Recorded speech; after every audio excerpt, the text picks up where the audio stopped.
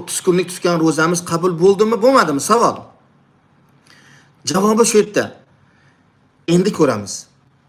Endi ko'ramiz. Agar Ramazondan keyin ana o'sha Ramazondagi halollik, to'g'rilik, itoatkorlik, ibodat agar Ramazondan oldingidan endi hozir o'zgarish bo'lgan bo'lsa, inshaalloh sizda demak Ramazon muvaffaqiyatli o'tibdi, ibodatlar qabul bo'libdi.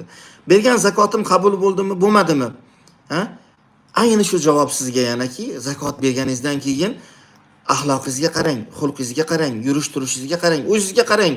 O'zgaryapsizmi, yo'qmi? 5 mahal namoz, azizlar, hammasini javobi bitta. O'zimizni aldamaylik, hech kimni aldamaylik. Boshqalarni aldasangiz ham o'zingizni alday olmaysiz-ku, Ibodatlarim qabulmi meni? Javobi menda.